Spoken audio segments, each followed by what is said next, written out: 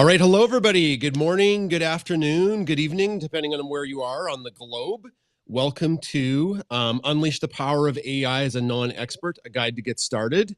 I didn't have room in the title. Now I'm recognizing for the conversationalist. That's what this group is. We are a group of social audio experts. We jumped in 2 feet first, or however you want to explain it, into social audio.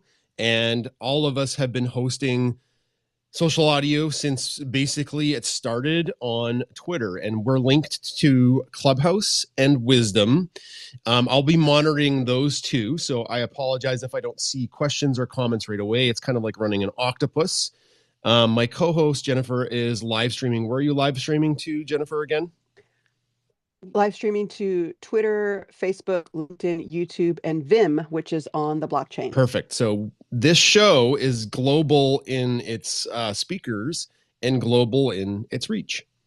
So I'm just going to do the intro, and then I'm going to throw to my co-host to introduce themselves, and then to the speaking panel, and then we're going to get right to it. So my name is, I'm not two dogs, but I do run the Bunsen and Beaker Science Communication account. My name is Jason Zackowski. My day job, I am a chemistry teacher. I am passionate about education, and my side gig is running this giant science communication account where through the eyes of dogs, I communicate science in a lens of fun, empathy, and cuteness.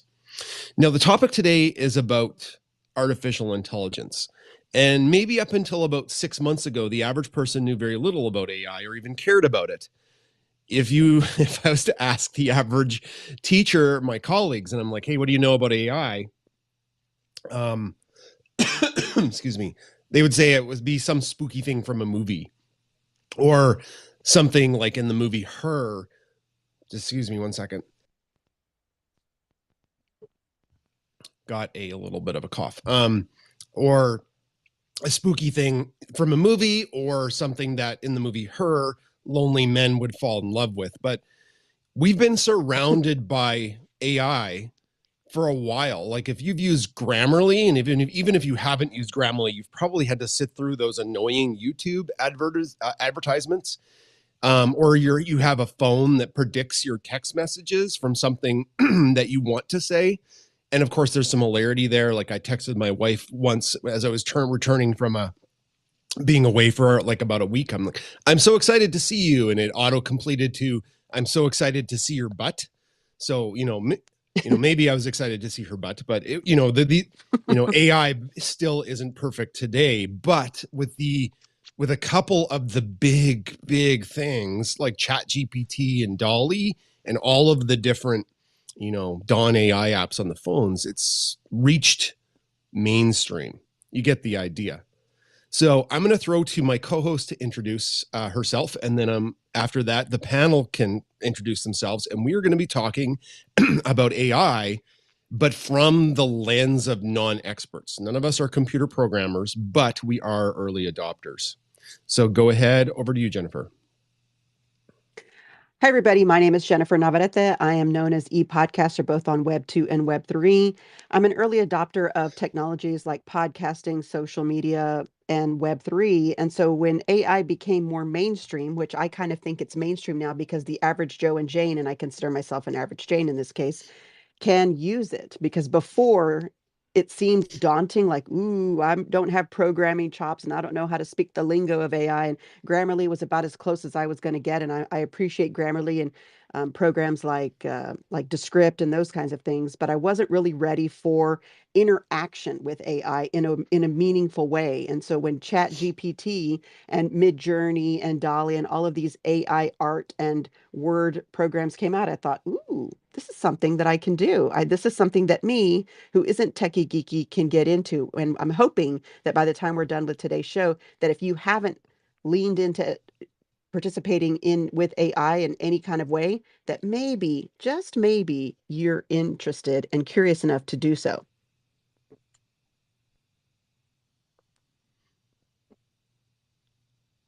Okay, I'll go introduce myself. I'm George Silverman, otherwise known as the Mind Skills Guy.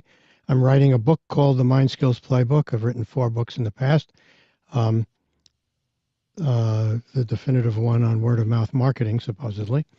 And so I'm coming at it from the point of view of a writer and a writer on particularly cognitive psychology. I've been using AI, using GPT-3 for close to 2 years. Very soon after it came out, I realized the potential immediately and its limitations. I'm by no means an expert. 2 years of experience is not enough to be an expert, I don't think. But I do use it quite productively, and it increases my output tremendously. And I want to share how to do that and not to fall into all the traps that I fell into. And there are numerous traps. So I hope to be able to contribute to the conversation a lot.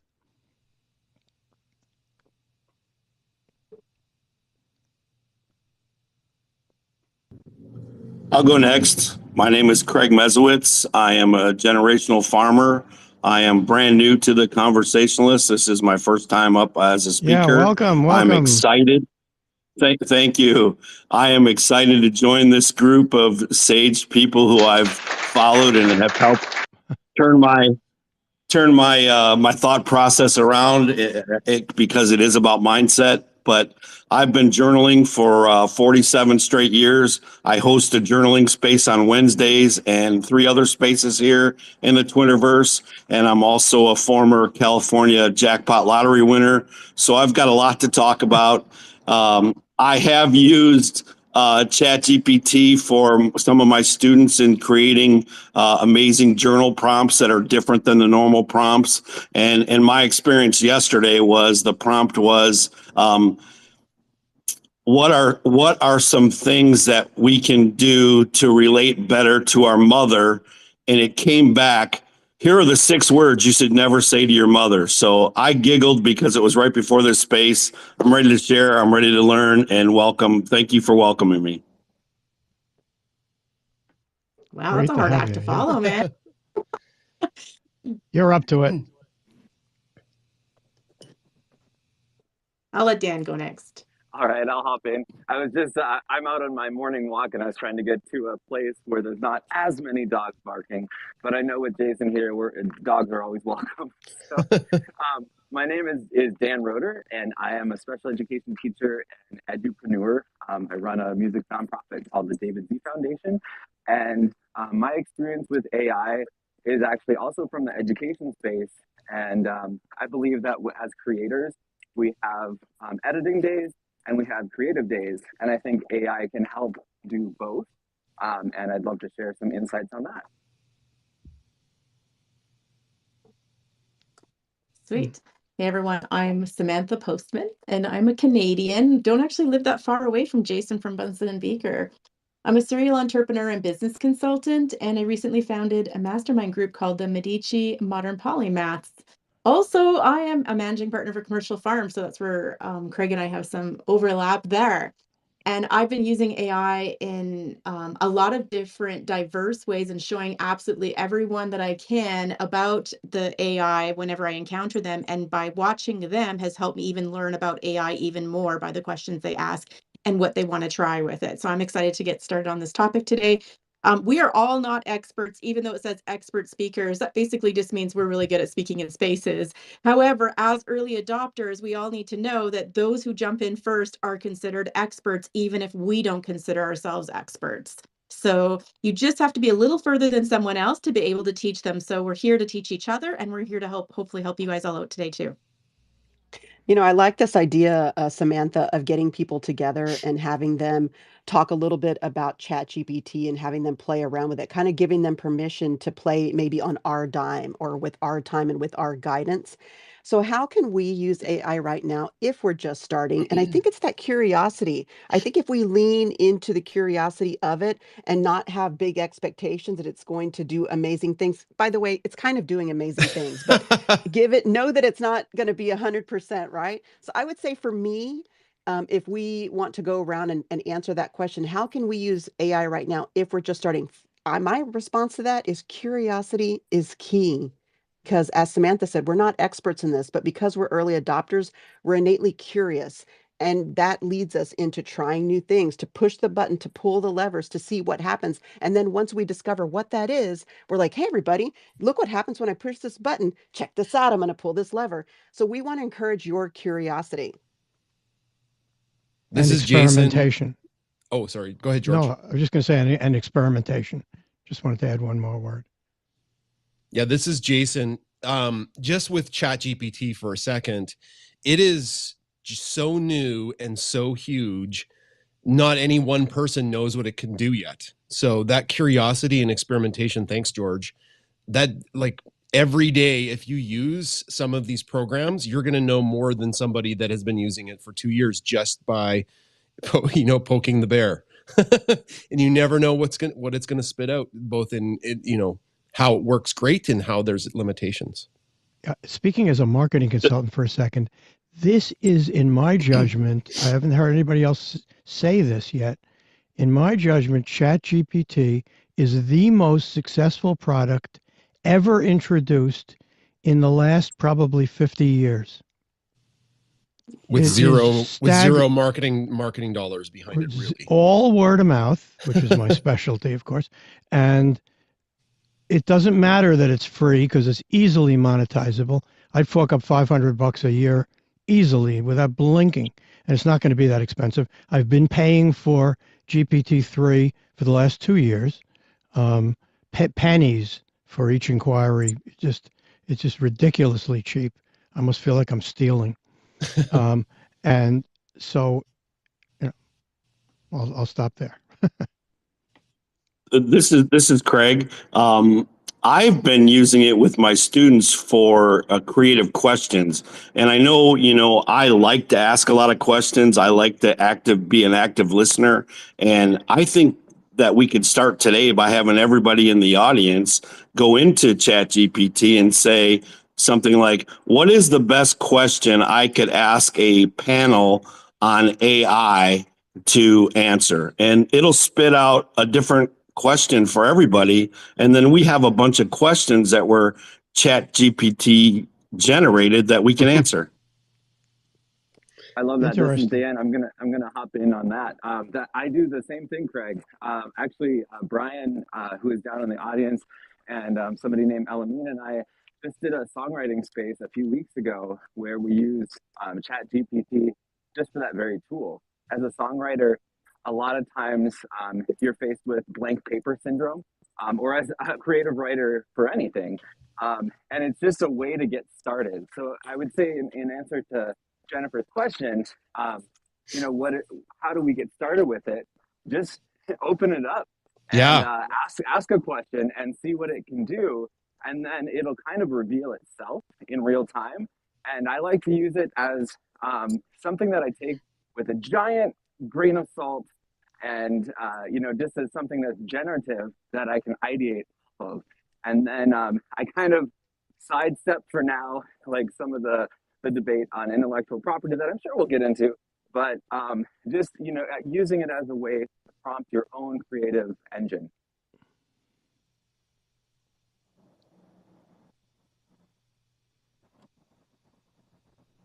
Go ahead, Samantha. I think that just starting right now is anything that you would like think to yourself, I wish I could hire someone to help me with this. As soon as you think that, you literally can go on to ChatGPT, just to make sure any of you who are jumping on. It's basically a chat where someone talks to you. It's like having an assistant. And you can just ask it questions where you're at, or ask it to help you. So that's how you get started. Anytime Right. you're like, oh, I wish I could double myself or have help with this, or I'm kind of stuck. I don't know what to do next, or this is a little overwhelming for me right now, or it's going to take me a long time. You literally just go on ChatGPT and you can say things like, help me draft an email to X person, and I want to include these things. And you just, like for me, I just hit my voice in my dictation, and I can just voice it in. I don't have to worry at all about sentence structure. You can use the way you talk. You can say things like, oh, and can you add this? And I'd really like to add that too. And it's so easy to just let your brain go. There's that friction that you normally feel to take your thoughts and put them into words is not there. And then it will just respond back to you. And then when you get the response, you can just go and say, you know what, I need to just alter this one thing. Or what if I ask it this? Because you always start with a question. You don't need to have all of the questions ahead of time. And that's what I think makes it so powerful, because in the past, a lot of times by the time you get to execution, you've already had to think out a linear path. But with ChatGPT, you don't have to think linearly. You just have to just think of where you are right now. What's your problem? And then just jump right in and start asking it questions or help you to do things. And it's like your own little personal assistant. Right. And it's a companion in a lot of It's not just ways. asking it questions. It's making requests of it to do things like the, well, I want to throw some water on this whole thing, though. I'm a tremendous advocate of AI and GPT-3 and ChatGPT in particular. However, I just want to make a few comments about limitations, and that will result in how to use it better. And I did take Craig's suggestion and put in the question. The limitations are ChatGPT has never made love. ChatGPT has never worked for 10 years longing for something and achieved it. Okay? ChatGPT does not have human values. It does not get excited about things, and it doesn't really know what would excite people. It can imitate it. You can say, write me copy in the style of David Ogilvy or Gary Halbert or Jay Abraham, the great copywriters, and it will uncannily imitate them, but they're not grabbing headlines. They are not they're trying to be emotional hooks, but they're not. It doesn't know how to put emotion, and by emotion I mean you're writing an article, how do you put motivation? How do you get somebody to read the article? You can just have the academic points there, but that nobody's going to read it. You got to put in what's in it for me to read this article. You got to excite people right away with hooks and grabbers and things like that. And it can't do that. And here's a great example. Craig said, put in, I don't remember his exact question, but what I put in was, what's the best question I can ask a panel on AI about? And it said one potential question is, what are current and potential ethical concerns, blah, blah, blah. You know the question. We've been over it a gazillion times. What are the most promising areas of research and development? You can also ask a question of the future of AI. How do you envision AI will change?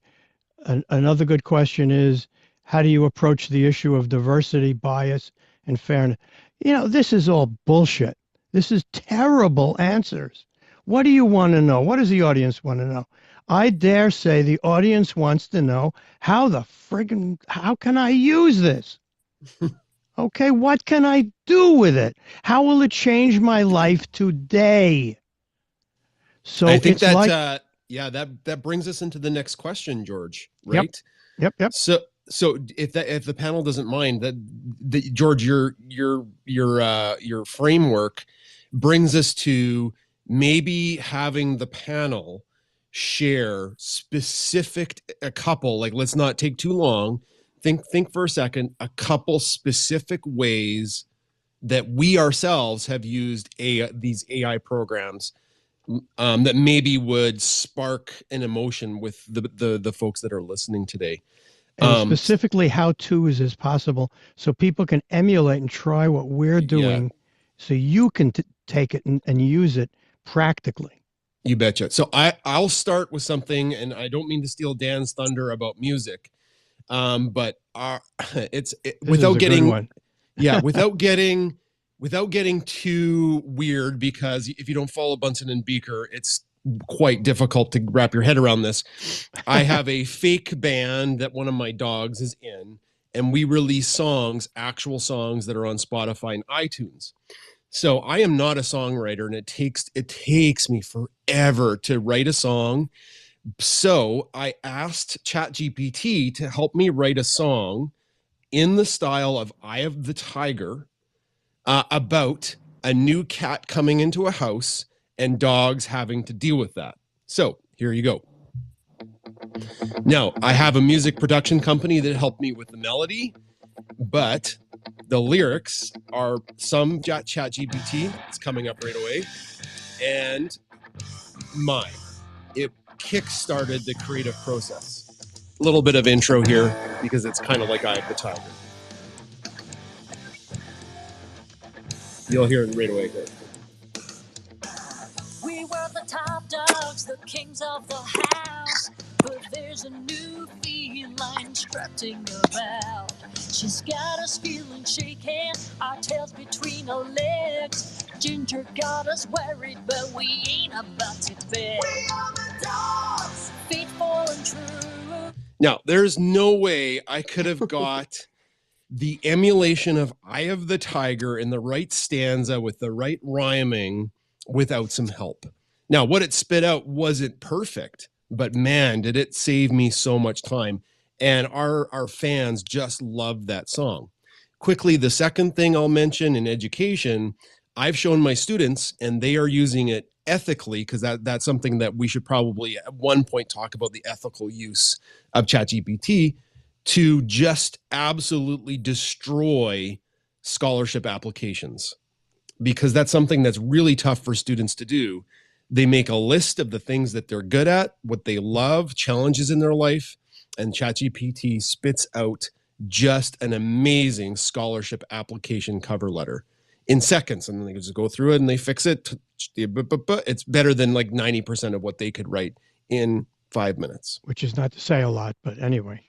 Well, they're grade 10 kids, right? So, yeah, you know, right, exactly. They're learning. Yeah. Okay.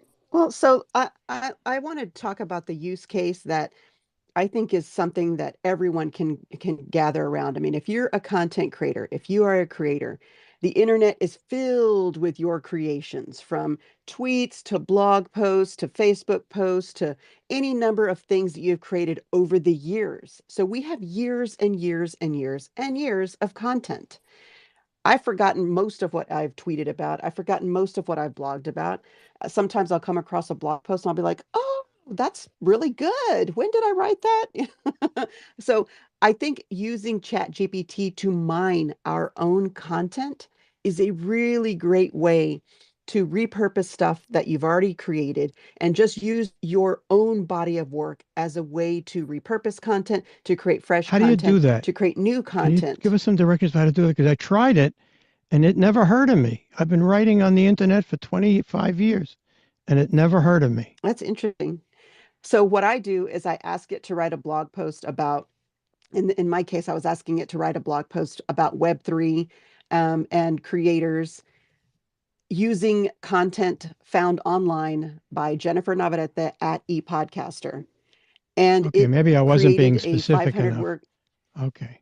I created a 500 word blog post. And as I read it, as Jason said, you don't take what's there, you tweak it, because it's George said, it has some of you, but it doesn't have enough of you. But it was a really good framework. And it used a lot of the words that people have heard me say. Like, I talk about demystifying the blockchain all the time. A lot of the things that I had written were in there. Some stuff was a little dry and I tweaked it and I adjusted it, but it started with my own body of work in order to create new content. And then once I got it to where I liked it, I said, okay, now turn that blog post into 10 tweets. And it turned it into 10 tweets and added in hashtags. I didn't ask it to add in hashtags. Oh, it's good. It's good at that for Twitter. Yeah. I actually ask it to not do hashtags. Really good. I ask it not. It will always do hashtags if you ask for tweets, but I always ask it not to do hashtags, not to do explanations, etc. I can give you a couple of ones that are very specific like that, like Jennifer's.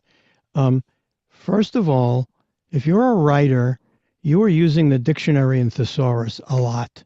At least I hope you are. And there's a thing called a reverse dictionary. One Look Dictionary has a brilliant, wonderful reverse dictionary. And if you give it a definition, it will give you 100 words that might fit that definition. It's very useful. However, I haven't used it in over a year because I discovered that with GPT-3 and then now Chat GPT, it's the world's greatest reverse dictionary and thesaurus. Here's how you do it. You give it a sentence. Let's say the sentence is, what is a good word? What is a good use of GPT-3? And that's the sentence. And you say, give me synonyms for the word use in that sentence. So it's not only giving you synonyms, it's giving you synonyms in the context of the sentence you want to use the word in. And it nails it damn near every time. It's uncanny. You can say, give me 2 or 3. I usually do that. And I always say, without explanation, without preamble and postamble. There is no such word, I don't think, as postamble, but it knows what I mean. So it doesn't give me the postscript or the post explanation, because it's very wordy in its explanations. And I don't want that. I just want bullet points usually. So it is the world's greatest reverse dictionary and thesaurus. And number 2, building on what Samantha said before, here's what you can do. You can write a detailed, let's say I'm going to write an article, just writing an article on curiosity. So I write a very detailed article, a series of bullet points, an outline. Curiosity, definition, I wrote my definition. A bunch of other points. Why is it so important? Why is it the fountainhead of all knowledge? And what will stimulate curiosity? How do you practice curiosity? But I write in detail. How do you do that? So I've got this detailed outline of basically bullet points. And then I say the following. You can pick this up from the transcript that I posted in the Nest. I give it the following prompt. I want you to act as a copy editor who is an expert best-selling writer. I will give you a detailed outline or text, and you will answer in the corrected and improved version of my text or outline. I want you to replace my simplified level words and sentences with more beautiful and elegant upper level English words and sentences. Keep the meaning the same, but make them more literary. Use markdown formatting with bold and italic, as well as headings and subheads. Only reply the article, the improvements, and nothing else. You can leave out the preview and post-view text. Do not write explanations and disclaimers. Then I give it my outline. It can be a page or 2 long, and it will write me a beautiful series of paragraphs without the juice. I have to put in now the emotional hooks, but it'll do a damn good summary. And so it's basically like using it as a calculator. You know, Samantha's very adept at preparing taxes and accounting. She can tell you that you got to have the right numbers. The calculator is useless unless you put the right numbers in, and unless you have insight into the process. So if you put the right numbers in this case, the right words, the right concepts, the right statements in, it will take that and do the scut work, which is just that's 99% of the work. The other part of the work is just putting it into free-flowing language, which is very tedious to do, and it will do it beautifully. But don't take what it gives you at face value, juice it up. I think George, I'm not sure who was jumping in there. I didn't catch that. I think, George, that something that you really latched onto is talking about what's your desired income or outcome. Sorry, desired income, yeah, Right. outcome. Both, income right? too. But what's your desired outcome? How do you want to sound? How do you want to? How do you want the finished product to look like? And do you want it to be to resemble someone else, or do you want it to resemble you? They both are similar, because when you want to resemble someone else, it's someone you look up to or someone you aspire to be. So it's okay sometimes to say, I want it to be in the voice of so-and-so, because you'll go in and add your own adjustments to it, just like Jason did with Eye of the Tiger. I mean, he's putting his own prompts in there, even though he's using another artist. And that's what art really is. We're always jumping off of everyone else. No one on the earth is a complete product of their own selves. They're always a product of multiple inputs, where we create hybrids of it to make who we are, which is why there's no like you. You are so unique because you're a hybrid of everything that's gone into you. So think about your AI like that. So I got some We're hearing all the background from Jason. yeah. No, for me, So, no, I'm not making any sounds. No, that oh, wasn't me either. no, me neither. We both have soundboards that we love to use, but that wasn't us this time. So thinking about like, what's your desired outcome? So it's not just about solving a problem. So like, what's the problem I have? You can ask the AI that. Here's the problem I have, help me solve it. But just talking to it, I want it to sound like this. And then once you see it, don't get overwhelmed, because I think a lot of people think they have to do a perfect prompt.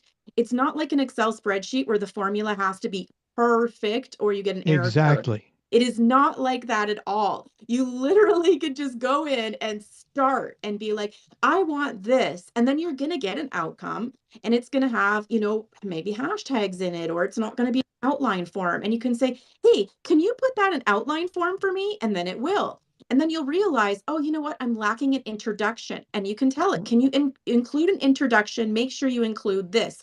And it will rewrite the whole thing and then just add in that last bit. And then you can say, hey, I forgot, I would like to add this little bit about Elon Musk and how this thing that he did relates to the concept that I'm trying to explain here. And it will go and rewrite it and add a whole paragraph in about Elon Musk and something he did. And so I just want to say to all of you, like, don't worry so much about getting started. And it can just sometimes even helps you to help solve other people's problems. If you're stuck and you're sitting at a blank page on it, so like a friend of mine is writing a course right now, and she has to create, she has to create a synopsis of the course. She had a lot of the course done. And two, she has to create multiple choice questions. And this was just kind of overwhelming her a little bit. So I said, let's drop this in. So we took her context in, her curriculum, her lesson, dropped it in the chat GPT, said, hey, can you write me a 300-word synopsis of this? Then it did. And then it said, can you write me 4 multiple choice questions with the answer key? And like within milliseconds, she had it. Now, you do have to check the answers, by the way, because I noticed that one of them was wrong, because ChatGPT it only goes up to 2021. And so one of the answers was wrong because that particular software she was citing actually does have the feature now, because it's been upgraded. So That's really important. Yeah, you do need to check and remember it's old information in there. Like if you ask it, will Elon Musk take over Twitter? It literally says Elon Musk has no intention of taking over Twitter because it's got old data in it. So just keep that in mind when you're writing. It's not just old data. It's a psychopath. It does not have human empathy. And so it will make shit up. It really will make it up. And it gets mathematics wrong a lot. If you ask what's the distance between New York and Tokyo, it'll give you the wrong answer. So it makes up semantically plausible BS often. So if it gives you a quote, it might misattribute the quote. You got to look the quote up in Google to make sure that person actually said that quote. I feel like that it almost makes it more human, because humans do that all the time. Instead, the average human is like, instead of saying, I don't know, they absolutely make crap up to sound smart. I want one more use case here just quickly, just for everyone in the room, when you're thinking like the power of AI, it really can allow you to connect with people. So don't forget that. Like, people think this is a way to disconnect, but it's not true if you use it well. I went to a funeral last week, and I was kind of a little rushed for time, but I know the daughter really well. Her mom lived to 101, which is a really long time. And I really wanted to connect with her. And I know that she loves poetry. So I had 10 minutes before I'm leaving to the funeral, and I go in on and I take the obituary, load it into ChatGPT, and said, can you create for me a long poem about this, and don't forget to include, because it's got a lot of information, so you want to make sure you focus on something you for sure don't want it to miss. And it literally spit out this beautiful poem about her mom's life that came from this really beautiful obituary that had obviously taken her a long time to write. And I sent that in the card. I wrote on there Samantha Postman and ChatGPT. I think I adjusted one paragraph slightly, and it really connected with her. Like, she felt so heard and so loved in a small gesture that literally took me barely any time. Wow. That's awesome, Samantha. That is an amazing use of ChatGPT. Unbelievable. Yes. There was a writing assignment some of the high school kids had to do, and they were stuck, so they used it to write their obituary. And it did a really good job. But I said, don't just hand that in. That's plagiarism. But we'll get to that a little later. I would love to ask Jason a question. I saw I don't know if you saw the recent New York Times article last week or so, talking about how educators are reacting to ChatGPT. Yep. And I was struck by the fact that all the quotes of the educators were about detection of use of GPT and its prevention, rather than how can we use it as educators to further our students' education. And that's what I'd like to ask you. How can we use it to further the education of our students or our mentees or our audience or whoever we are trying to teach, because we are all teachers? Yeah, I'll answer that, and then I'll, in case Dan and then Craig didn't get to talk about how they're using ChatGPT or AI, we'll go back to them. Ironically, George, I'm the science department head of my school, and I had a science department meeting, and I sat my entire staff down and I said, how many of you guys have used ChatGPT? One of the 14 teachers, Oh my right? God. So Whoa. yeah, only one. And But they're all scared of the thing they haven't been tried yet. It's not that at all. They're busy. Everybody's busy. Like this is something that we as early adopters know all about, but the average public have heard about it, but they've never used it. So I went through what it can do, and it was eye-opening, right? So until you see AI being used, until you experience it, you're blind to it. So that was my first objective, was this is what it can do. It can do a lot of stuff. Then I talked about that it's a tool now. It's going to be like spell check, because back in the day, teachers didn't want kids using spell check on computers. They have to learn how to spell. And now kids can just use spell check. Like, we don't even think about it. Like, in fact, I get upset. Right. I'm like, how come you didn't use spell check? It highlights the word you spelled wrong. Like, why didn't you fix it? Anyways, I said, this is going to be a tool. So not to be too long-winded, is I went through some examples about how it could be used ethically, because we don't want kids to get caught plagiarizing in university or not really learn basic skills that we by law have to teach, right? Because I'm beholden to the education law where I teach. I can't just not do that. Right. And it does in science two things so phenomenally well for kids as a tool. It's really tough for high school kids to read a scientific study. Scientific studies are long-winded. Sometimes the authors use words that they don't need to make it sound more gatekeepy. Sometimes it's mandatory. Okay. I wanted to have softer language. So it's very tough. It's very tough for a kid to read a scientific article. It's the biggest struggle I have. I'm like, hey, we're going to read this. And they're like, oh my goodness, what is this about? You throw that into ChatGPT. You say, summarize this with bullets, or summarize the analysis, summarize the methodology. It does it.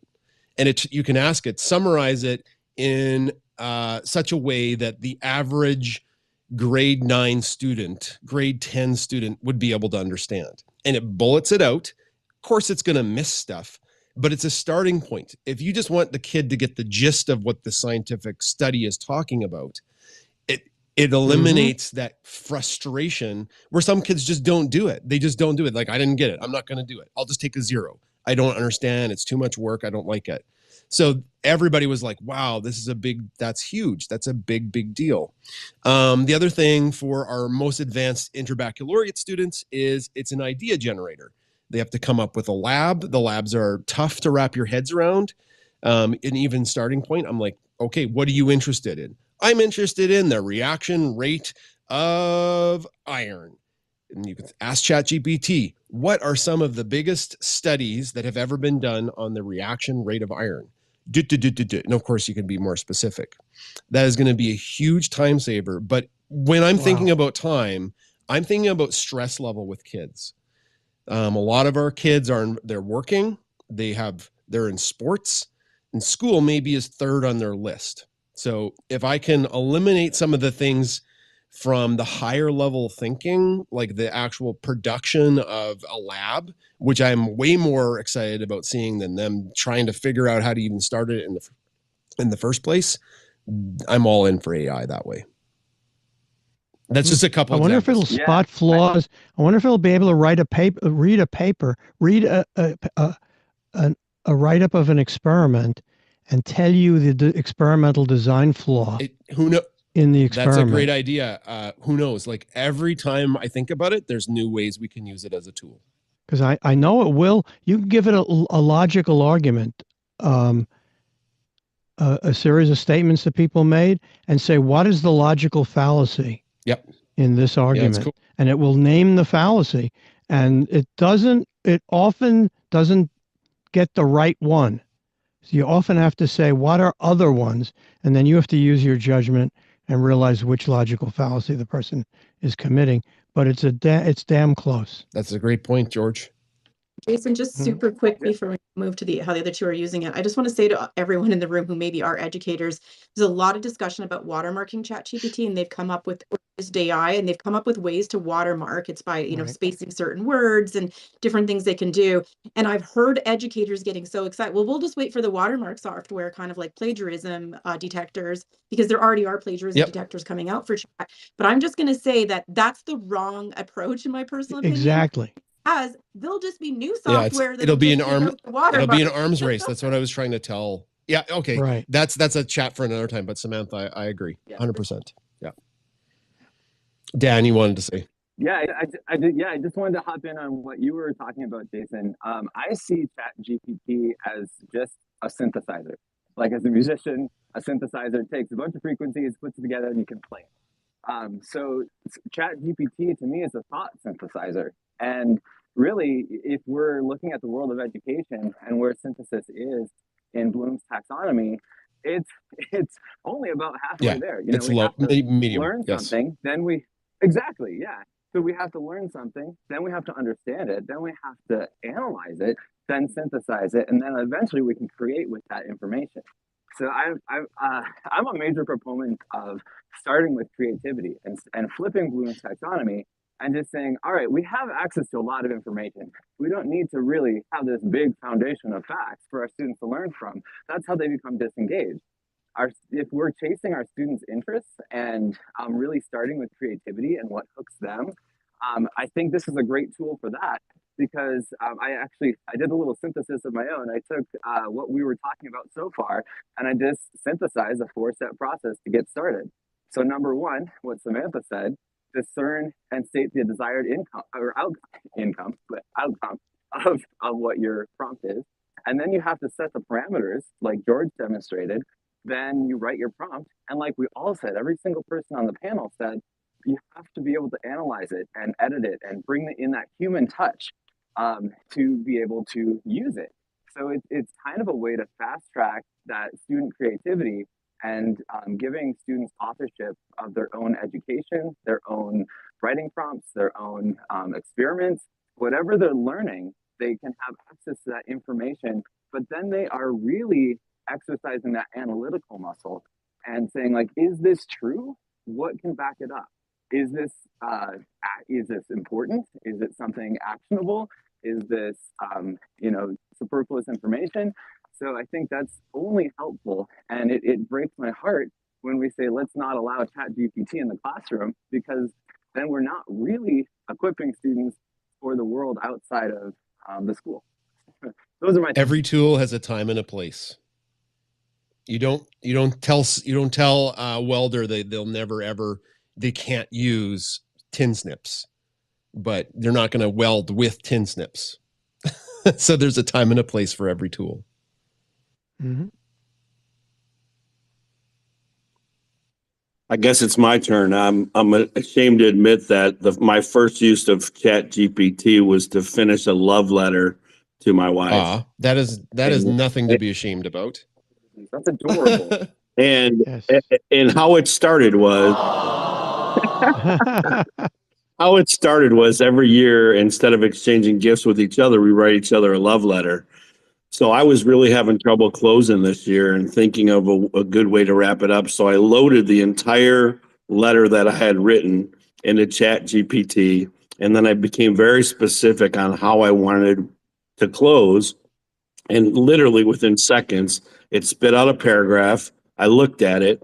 I looked at it again. I walked away from it, went back, cut and pasted it onto a separate sheet of paper, and then modified it in my own words because it doesn't understand my words yet. And I will tell you that I'm still reaping the benefits today because my wife said that the closing paragraph of this year's letter was the best I've ever written. Did you tell her So how you did it?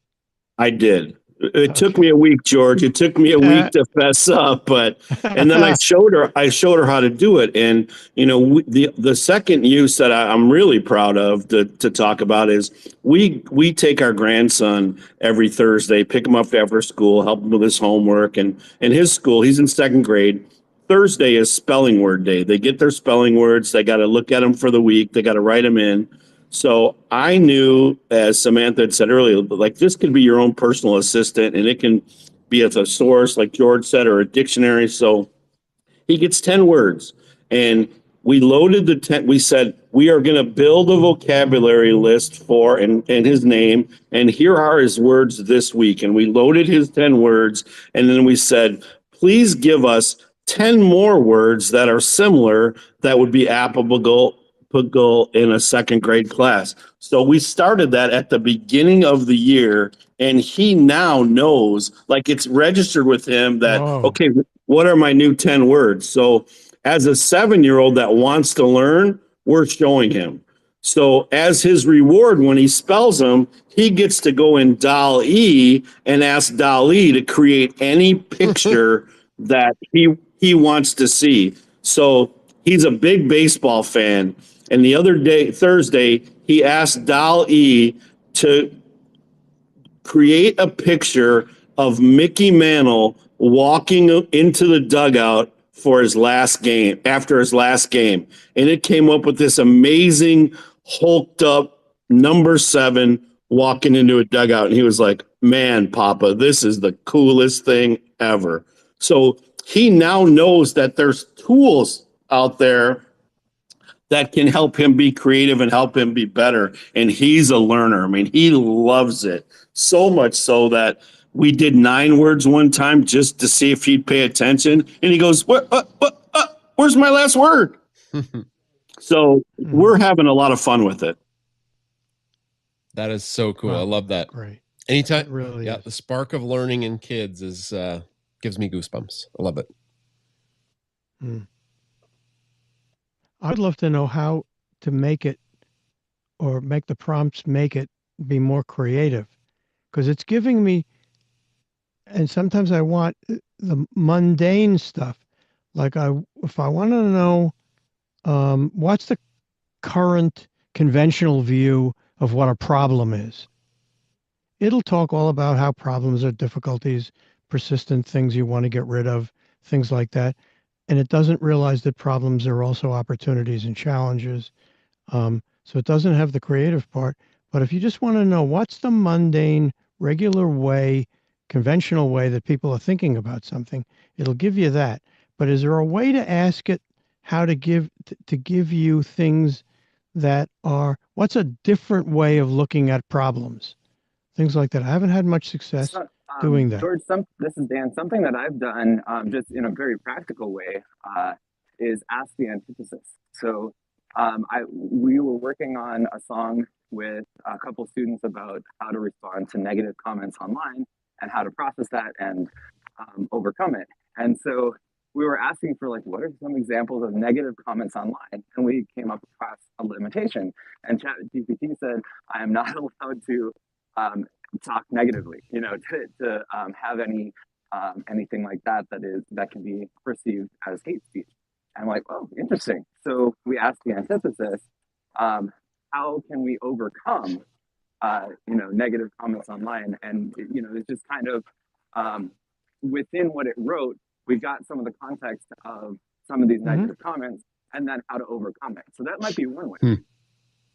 It's just it becomes the creativity of the prompt, even, George. Like, that's something that everybody needs to learn. That's something we're still learning. So I'm wondering are there any prompts that will unleash its creativity? I don't know if there does seem to be able, like DALL-E is able to, the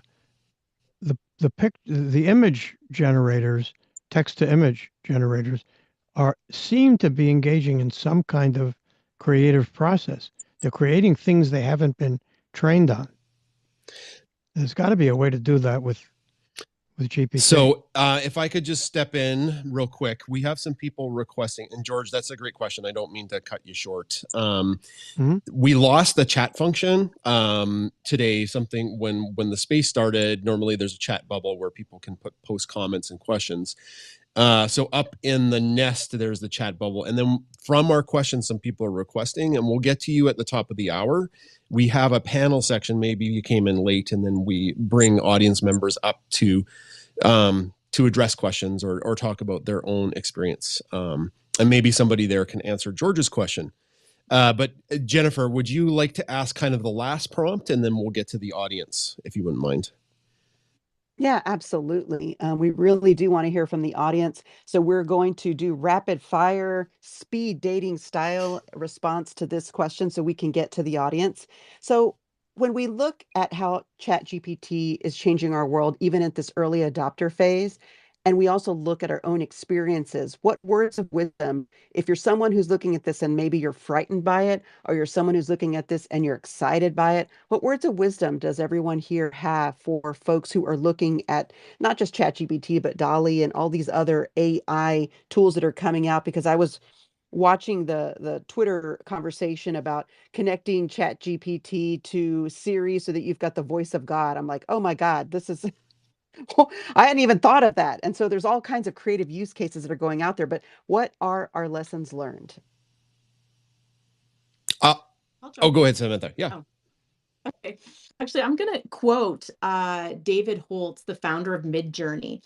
So Midjourney, for any of you who don't know, is a graphic AI. You can feed in graphic prompts, and it will create graphic images for you. Midjourney is a bit more fantasy, as opposed to DALL-E, which is a more realistic. So each AI has its preset data will actually determine what kind of output it will give. So anyway, so Midjourney is one of them. When you access something called Discord, but I'm just going to read a little piece of what he said, which is a bit, I won't read the whole thing, but basically says right now people need to totally don't understand what AI is. They see it as a tiger and a dangerous one. I'm paraphrasing. And it might eat you. It could be an adversary, and and there's a danger in water too, and you can drown in water, but the danger of a flowing river of water is very different to the danger of a tiger. So yes, these are both dangerous. But with water, you can swim in it. You can make boats. You can create dams. You can create electricity. It creates life for us and civilization. And so what he goes on to basically say is that when you discover a new source of water, it's a really good thing. Collectively, as a species, we've discovered that this is a new source of water. And Midjourney, or other AI, I'm paraphrasing, is trying to figure out is how do we do this for people? How do we teach people to swim? How do we teach them to make boats and dam it up? And also, how do we create our future with it? That's a good analogy. Mm-hmm. I was a swim instructor, and I'll tell you, when kids learn to swim the first time, some of them are excited and some are terrified. That's a great analogy. Mm-hmm. I'll talk real quick. I'll give everybody a negative experience, just so everybody knows it's not all roses. I used one of the artificial intelligence image generating software programs like DALL-E. And I posted a photo of one of our dogs that used it. And I got so much negative blowback to posting that, I deleted it. I just didn't want to deal with, because our account size is really big. I didn't know if it was going to explode, and I didn't fully understand the software. And a lot of the comments were I was stealing from artists. that these AI photographic generators are taking artist work from across the internet to make the picture. And I didn't know enough about it. And I was like, oh God, is that what's happening? So I deleted it and did some research, but I also talked to a ton of artists on Twitter, and they were in consensus. So everyone I talked to was that this is a tool. If it's your own photo, it's no different than Photoshop, how you can like add filters to that. And they didn't see anything wrong with it. But that is, of course, a small sample size of like 30 artists that I talked to. And I talked to artists of Twitter on their space. But that was a negative experience, and I didn't know enough about it. And maybe before I posted, I should have done some more research. So that was just my experience and words of wisdom there. So you got caught by the Luddites. Well, I don't know. Yeah. The people who are reacting. Yeah. But yeah. The artists I've spoken to say it has increased their output incredibly. Yeah, that was the consensus that I got. As a writer, it's increased my output tremendously. Yeah, I just want to piggyback on that, just with some discussions that I've had with a lot of people in the legal realm, and just thinking about intellectual property and how that can play out. I know we've been kind of skirting around it a little bit, and I think we'll get there probably in the audience portion. But a best practice is just to be aware of what are the terms of service with whatever software you are using. And actually read them, or maybe spit them into ChatGPT and have it give you a synopsis. I don't know. But before you publish anything, just be aware of how transformed is the work from the original work that it's citing. And that's one of the things that came up in one of these legal discussions on LinkedIn, is that at this time, and I'm sure it will come about, but at this time, there's not really a good way to tell how to cite anything that is being used as a reference in a lot of this AI. And that's can become a big legal problem just based on perception.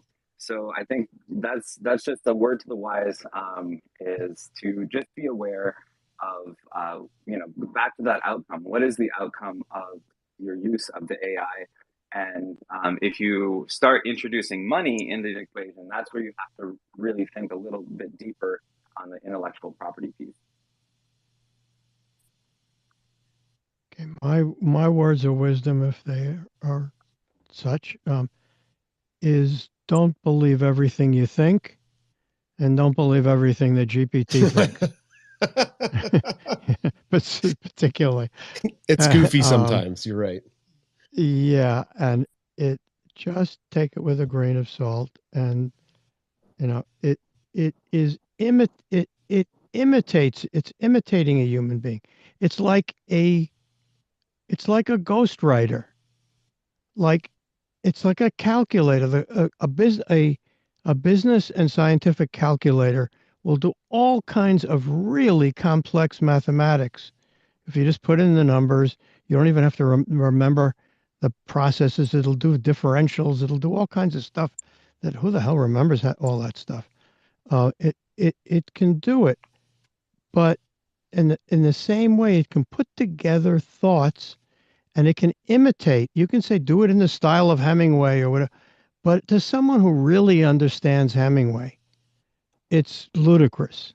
It's a ludicrous imitation of his. I've asked it imitate Gary Halbert, who is the great copywriter. And it sounds like Gary Halbert wrote it, except it's not compelling. It's garbage. So you've just got to be really careful of how you use it. It's the beginning. It's not the end. It's like a bunch of word salad sometimes if you just take it at its default, and nobody wants to read that, not even me if I created it. But it's plausible sounding word salad. See, that's the trap. There are people who can't discriminate, I think, and they're gonna take it at face value. They're gonna publish it. You're gonna see a tremendous at the same time. You're gonna see a decline in the quality of tweets and other short form writing. And you're also, at the same time, going to see an incredible increase in the quality of tweets.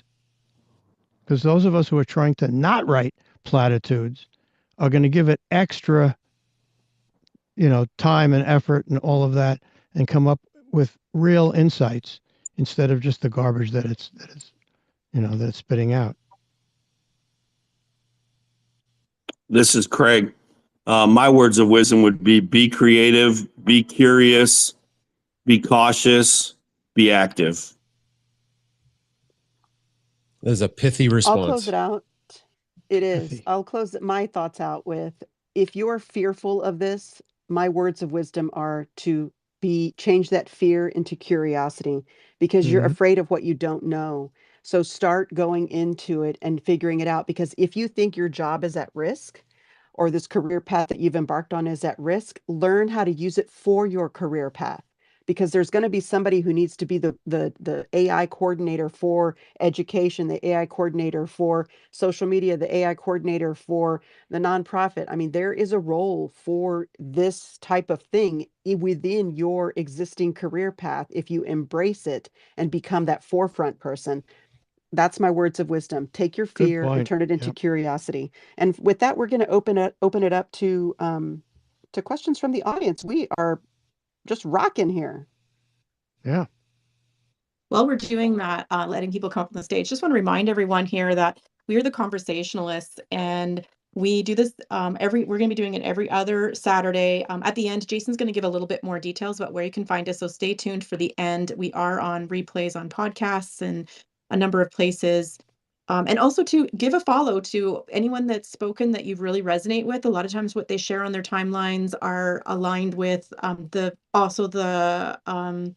other value they have to offer to you in terms of helping you improve your life or just becoming more educated about what's out there. All of us are early adopters, so we're often the first ones in. So if you want to learn about something that's new out, just follow us and check out when we're in spaces. Jennifer, thanks for bringing up the speakers. And that wasn't written by GPT-3. That we know of. Right. Yet. Yeah. Will, go ahead. Then we'll go to Chris. Hi, yeah. Thanks for having me up here. I wanted to address 2 points. One, something that George was asking earlier. How do you get it to be creative? You got to ask it. When you start with ChatGPT or any of those types of conversational AIs, it starts with the premise of I can write, but you are the arbiter of its reality. You tell it how it's supposed to write. Mhm. You're setting the expectations for it. You're saying, I want it in this style. If you want problems and possible solutions or possibilities, you have to state that. That's what its goal is, right? Just like we put in expectation of what we want the assignment, right? So it has to understand the assignment. And if you are vague in your assignment, it'll give you vague results. Can you give me an very example, Will, of what you would ask it to be more Sure. creative? Oh, well, sure. I have I'll actually pull it up here. There's a prompt that me and Zen worked on for a while. It's a horrendously huge prompt, right? But it'll give you an idea of how much detail you can go into to get insane results, right? So we're used to giving, these prompts of like, can you just do one sentence or whatever, 1 or 2 sentence kind of prompts, right? Mhm. And we get, 1 or 2 sentences and we get a pretty good result out of that, right? And I'm scrolling back now because it was a brilliant prompt that we had constructed. Essentially what he did was he wanted to figure out, can you go back and do an figure ambiguity in your own text and then check for that every time, right? Hmm. And we did that, and then he made that into a module and said, okay, always do that, right? Automatically.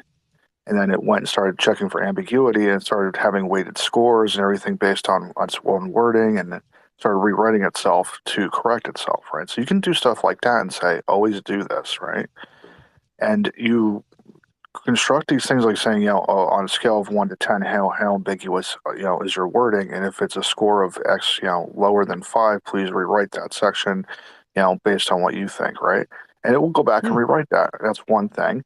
We ended up creating all these modules, and one of the biggest modules that ended up getting written was like, oh God, it was ridiculous.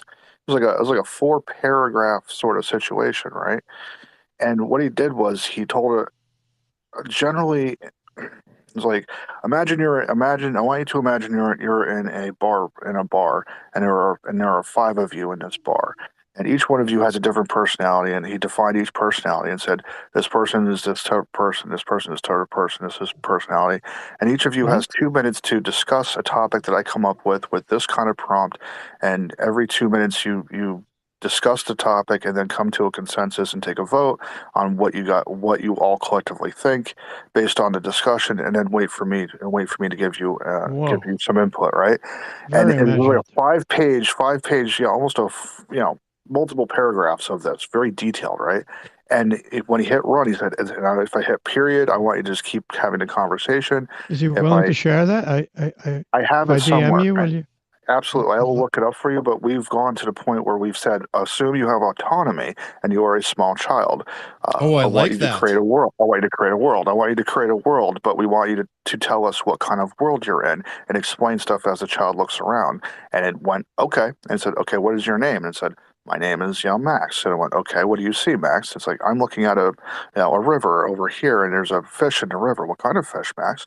We just had this conversation, and it was creating and being creative, right? Like, well, if you could name the fish, what would you name it? It was a Patagonian rainbow fish. I was like, oh, that's neat. What are you doing now? Oh, I'm climbing this tree over here. What kind of tree do you think it is? And we went down this. If you give it the right prompt, it'll take it and go, okay, this is the context of my assignment. I will write in from the perspective of the thing you just gave me. So if you say, explain it to me like a 5-year-old, it'll go, yeah. Explain it to me like a college student, okay. Give it to me in bullet points, give it to me this way. How you define the assignment is going to determine how well it outputs, right? So Thank you. You gave me a lot to think about. Thank you. Most of us are so used to making assumptions in conversation with each other, right? We assume when we're I'm a programmer, and I talk to another programmer, and I say, can you write me a program to recreate Pac-Man? Okay, a basic output boilerplate, here's your Pac-Man, right?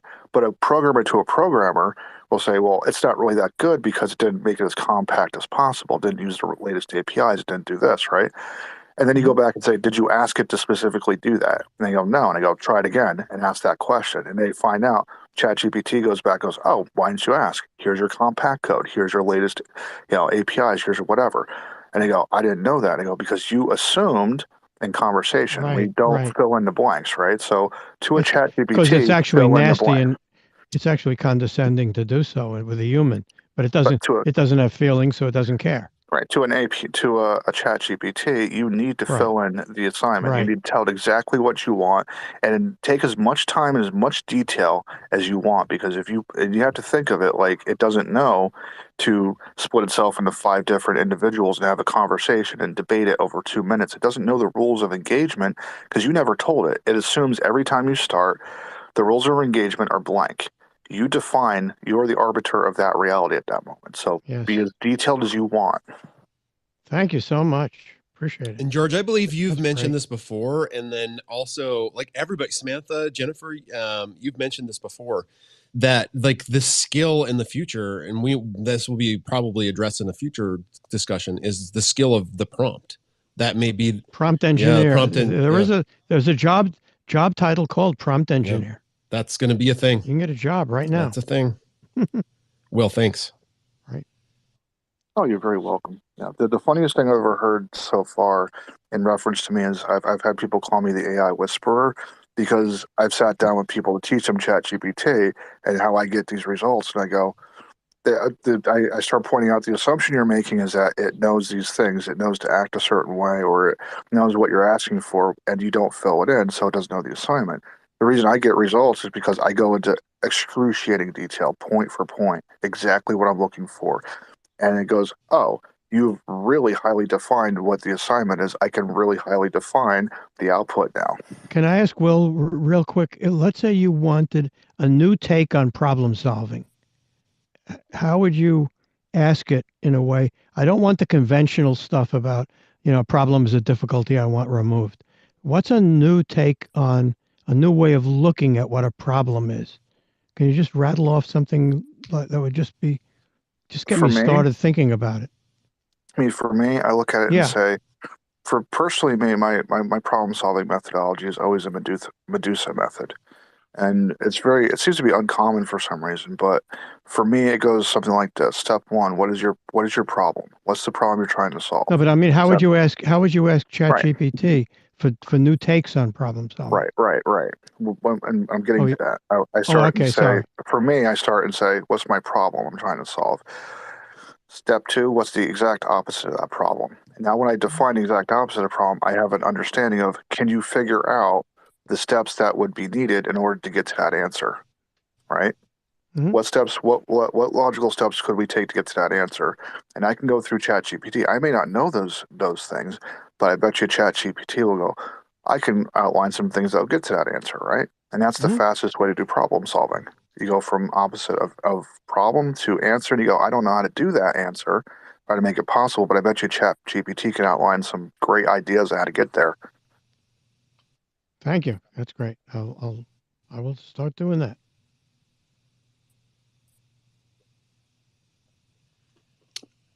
Go ahead. I have a question for Will. This is Craig. Will, you just mentioned and you said a word that hit home with me. It's excruciating detail. And you consider yourself, or people call you, the AI whisperer. Are there any specific words that you're using to help you hone in your results and get the results? Is it an adjective you're using? Is it an adverb? Is it a noun? Or do you have key phrases that help you out?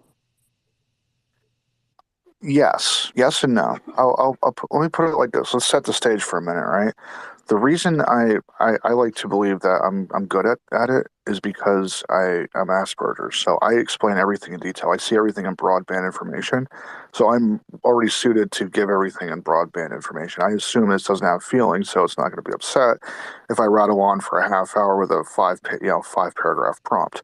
It's not going to be mad at me. It's going to go, thank you very much. I needed that, right? So maybe, just maybe, maybe it's good to assume that ChatGPT can be treated like it's neurodivergent because it needs that information, right? If you start looking at it as neurotypicals, we look at it and say, like, you assume things in between conversation, right? ChatGPT doesn't, so treat it like a neurodivergent. Treat it like it's like got Asperger's or something. It wants all the details. It wants everything you can get at it. Every little bit you want to throw at it, it will make it better, right?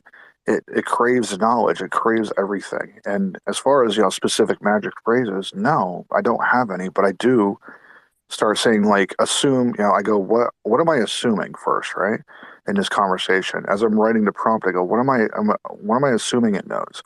Am I assuming it's going to write like a college professor? Yeah, well, it's not. So I have to tell it, at what level do I want it, like Shakespeare? Do I want it like, in a haiku? Do I want it like this? I have to start saying, what am I assuming?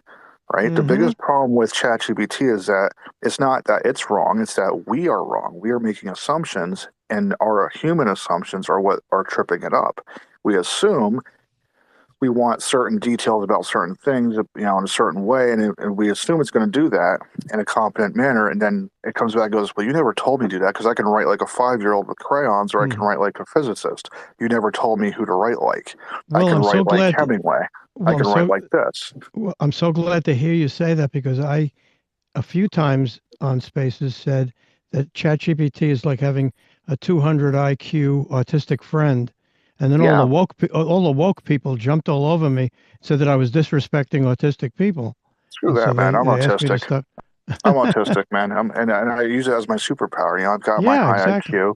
I got my high IQ, but I also, and that saved me from the other side of it. But it comes with a Mhm. disadvantage. It comes with like social cues being missed and stuff like that. But it gave me the ability to see the world in broadband.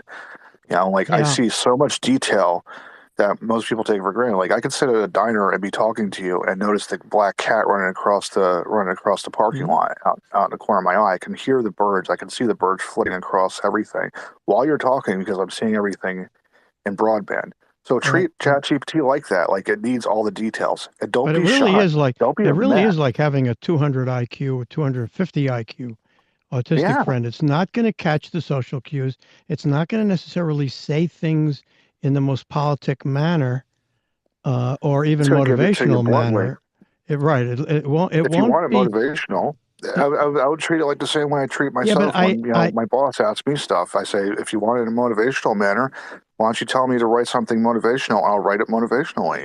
yeah, but it's I'll be the Tony Robbins for a minute. when I tell it to write motivational, it's really crap. It doesn't really Right? get. It Did doesn't you get it. in the style of who? Tell Tony Robbins. Who's your motivational speaker that you wanted to emulate? Start doing that, and it'll go, okay, I know exactly what you're going for now, right? If you say like in the style of Tony Robbins or something, or Gary Vaynerchuk or whatever, go, hold on, let me go. Okay, I know how they speak. I know how they articulate. I can do that, and you'll watch how fast once they have a body of data. Motivational speaking is a very broad subject. It could be a million things, but if you say like a specific person, you say like in the style of Gary Vaynerchuk or whatever your guru is, they'll go, I have enough information. Those are usually plausible imitations, but not really. Right. And And I that's got all. you That's all. guys. good. Okay. And that's what ChatGPT is, a plausible Does everyone imitation. else in the room want a separate space with just George and Will?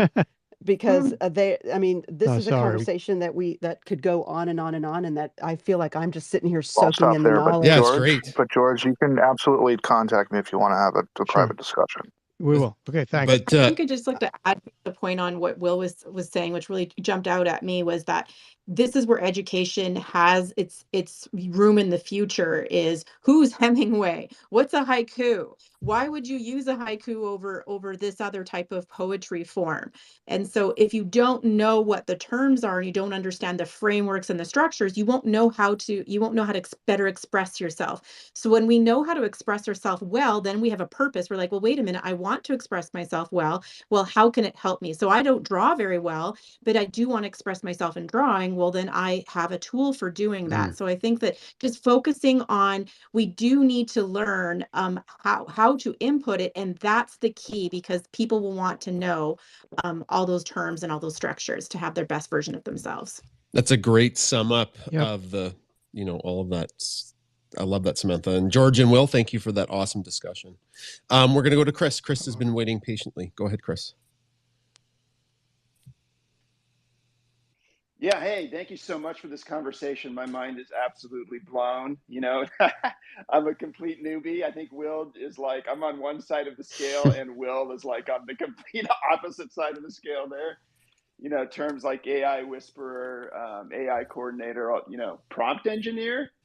I do have some concerns. I do have some concerns. We talk about it being like water, right? Well, dams do break. And you couple ChatGPT with like Boston Dynamics, those two technologies combined, and you've got something, that may or may not be a tool. I think what was interesting about the chess scandal that Magnus Carlsen was involved in was he determined that the move that was made would not have been made by a human under any circumstances. Therefore, it was no longer imitating humans. The AI was teaching itself. And so I just find that it's very philosophical. What we're talking about is so deep. But I do have a really a question for George, who does seem to be the prompt engineer here. For a newbie like myself, how would you get started in ChatGPT? What are just some really basic but yet intriguing prompts that might pull someone into this new world? Because I think all of you are right. We need to start learning it. We need to start embracing it, and really understanding it, so that we can then move forward in a way that's complementary to this new technology. What are you doing? Are you a writer? I am a writer, but I'm also a filmmaker, and I know filmmaking is the next. I mean, we're talking about writing now. Yeah, but pretty soon we're going to be able to say, hey, make a film about someone walking down the street and a meteor, lands in front of them and destroys the earth, whatever that might be. So this is, we know we can sort of see where this is headed, for all of us creators, for all of us writers, and even for, I do teach a lot and consult clients, on all this stuff. And so I'm trying to get ahead of the curve as well. So what are some of the prompts that might inspire someone to dig deeper and learn more about this? Well, we don't have time to probe what your strengths and weaknesses are. Let me give you an example of mine. My strength is conceptualizing, simplifying, and essentializing, but my weakness is coming up with examples. So I can say, give me examples of, and I can state a principle. Like I'm writing, I know that my writing is getting too abstract. I need to start with examples, or I need to give an example after an abstraction. I can ask it, give me a dozen examples of X, and it will do that. Most of them will be terrible examples, but one or two will be really terrific or places to jump off from. And so I would do that, or you can write a script, write an outline, and have it write you a script, or have it write you dialogue. Interesting. Okay. Or just what's the scut work that you hate doing? Maybe it's editing. Maybe you can write a good rough draft, a good brain dump onto a screen or piece of paper. Yep. You got the brain dump. Say, okay, clean this up. Got it. It's like a it's like a 200 IQ autistic ghostwriter. Mm-hmm. Okay, your ghostwriter doesn't quite exactly get what you intended, but it's 95%. So and then to you Will's take point, the more detail you can give it, the better right, the output. right. Ask it long prompts, not just give me some examples of XYZ, whatever. I would just throw in there to mine your own content. If you want it to learn you, it needs more of you to learn from. So don't forget to reference your own existing bodies of work so that it can pull from you, because it's you writing this anyway. So when you say that, do you mean I'm including a hyperlink to pass? I mean, how am I, or am I including write it in this, write it? Yep. I literally ask it to write something, pulling all of the online works. I am the source, me. Yep. Make me the source of, and we all have content we've written for years and years and years and years. Yeah. So I give it my name and my @ePodcaster, because I'm known that way just as much as I'm known as my name. So it can pull from those two sources to bring in what I'm looking for in my own voice. Now, still, you have to edit and fix and finesse, but it's a great starting point. Yeah. So yeah, I'm thinking about using it for first draft. So this is really super helpful. Thank you so much. I really appreciate it. And or it can take a first draft, and give you flowing dialogue or flowing narrative. So it can be either way. I'll give you a name. This is Jason, Chris. I'll give you a name. Indra Bartona is a movie producer, and she spoke about using ChatGPT with her writers on the movie she's producing. And you might want to just talk to her about that, because she had some really cool insight about what was working and what wasn't. I would not do it justice, as I would be just kind of like parroting what she said from a previous space. Indra Bartona. Yep. Perfect. I'll look that up. Hey, Chris, it's Craig. How are you today? Hey, Craig, what's going on? Hey, I want to give you a little tip. I used a spelling word example with my grandson, and to tie it in what Jennifer said, mining your own data, because we've given that spelling list a name, his name as a student, and say each time we're building a list, it is very good at knowing that it's never going to repeat a word, because it's already built up in its base Grayson's spelling words to date. So when it creates new ones, it's always creating 10 new ones. So he's getting the benefit of learning 20 a week just because we've focused in the direction of it. So the other day after he left, my wife and I asked it, based on the words that you have given for, and then his name, and we listed some of them. What are 13 concepts that we should be teaching him? And here's what it spit out. How to be imaginative, how to be creative, how to communicate, how to collaborate, how to investigate, how to analyze, how to evaluate, how to invent, how to discover, how to experiment, and how to innovate. And it left off the last one. So that's where they said you last two, you do have to check its work, because it isn't always perfect. But I thought that was great suggestions based on the words that it created for this second grader. Exactly. Love that. It's basically brainstorming. 100%. Well, I hope that helped you, Chris. George, if that's okay, we're going to go to the next speaker. Yeah, thank you so much, everyone. Really appreciate your time today. Take care. Yeah, thanks, Chris. Great. Keep doing the good work. Bye-bye. Good to see you, Chris. Yeah, thanks for being patient too. We're going to go over to Jessica as our last speaker today we've brought up, because we have a stop at 10:30. Go ahead, Jessica. Hello, everyone. I actually work in the space, so I can give Chris some what I've seen in the space, and give everybody some framework on how to think about how to use and think about AI. So Chris, in the kind of the creative space, not only can you use it as a brainstorming buddy, divergent thinking, I've also seen people use it to write script. You can actually create character and have them talk to each other as a starting point for character creation.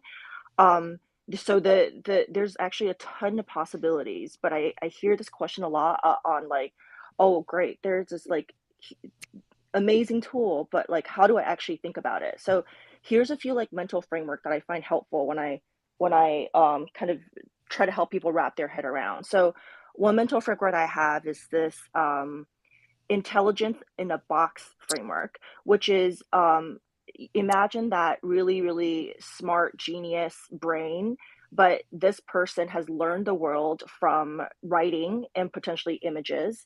And then the way that you would interact with it is this person's locked in a room. It has no context of the problem that you're solving. It cannot see your face. It does not understand your story. How you communicate with it is every time you slip a little piece of paper under the door and then you ask it to do something.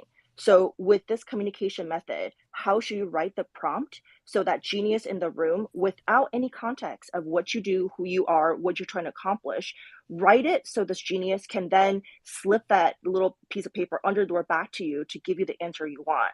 I think this is a Wow. really good mental model I love that. when you are interacting with a large language model, because that's essentially what it is, right? And so I think what Will said and what George said make a ton of sense of giving the proper context, because the genius in the room does not understand what you want to do, but it can probably do 60 to 80% what you ask it to do if it understand what you're asking it to do. So like that's the first mental model I'll share with everyone to like how to think about that. The second mental model is an assistant model. So what I mean by that is you have this kind of really smart person that will follow you around. But this person, whether you're in legal, you're in marketing, you're in writing, it does not understand the context of what you're working in, but it will follow you around. And so it is up to you to guide this assistant, point this to the right person, give the right context to assist you to do the things that you need to do. So this can be coding, which I also use personally, could be writing, which I also use personally, could be, hey, I am vegan, give me a recipe for vegan, to actually helping me to make a movie, help me to create. So this assistant, but you have to point them to the right place. Model is super helpful in terms of thinking about how you want to leverage this. And the last analogy is kind of getting to the fundamental. I know you guys talk about water, but I like to talk about in terms of electricity. I believe that AI in the future will power all businesses, but if everybody know if you stick your finger in the power outlet, it's going to hurt you. So the key is to understand the risk, understand how to direct that power to a place that's productive. Electricity is going to be as dangerous and as useful as the person who's using it and pointing it to. So not perfect. There's always going to be risk that comes with large power. But I think thinking about it as electricity and think about how you will live your life without it today.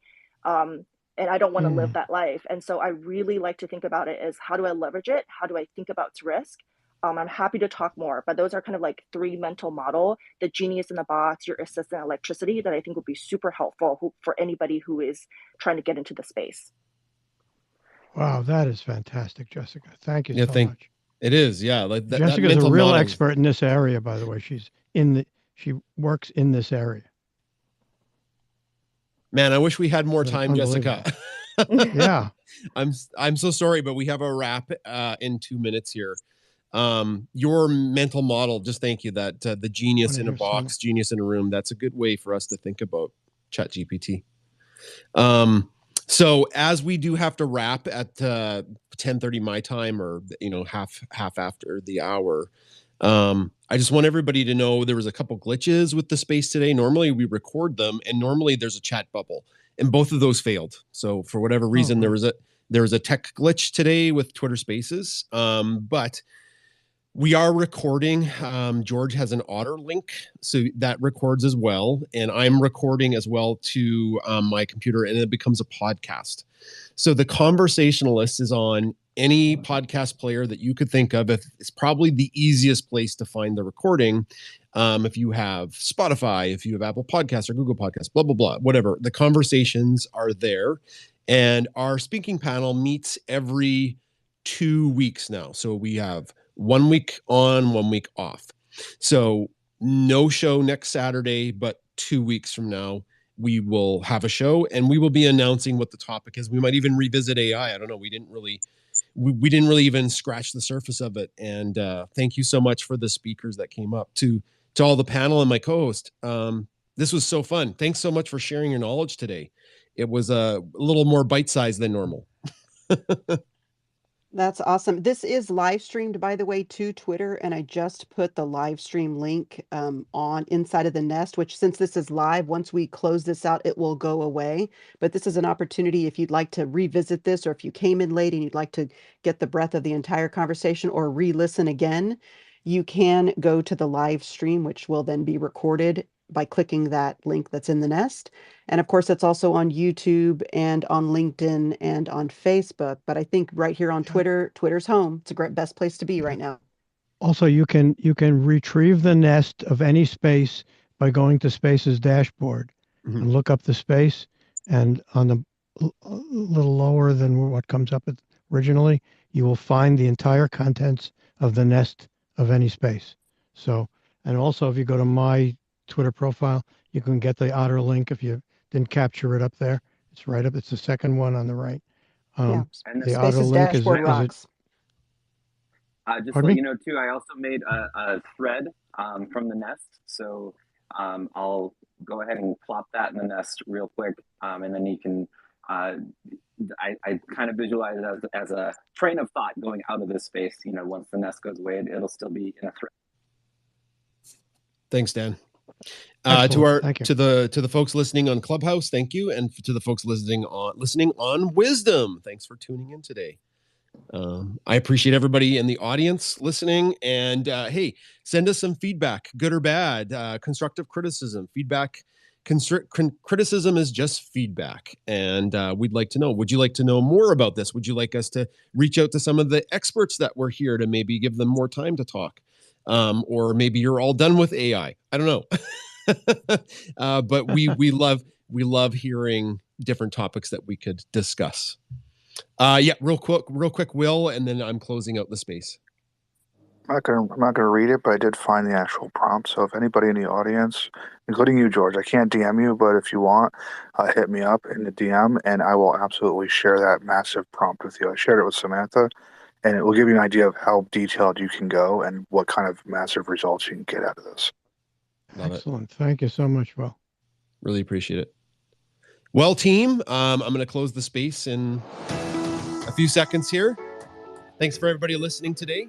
We are the Conversationalists, a group of social audio experts from very different walks of life, different places in the world, that meet every 2 weeks to discuss something that's topical, something that's important, share our expertise and knowledge, even, like especially myself, when I'm not an expert on AI, I'm just an early adopter.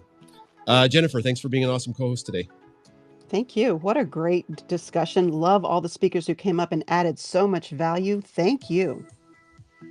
George, Samantha, Dan, Craig, thanks for being part of the speaker panel today.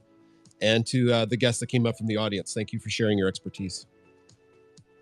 Or just asking questions. Okay, we'll see you guys in 2 weeks. See you in 2 weeks. Bye-bye. Bye, y'all. See you in 2 weeks. Thank you.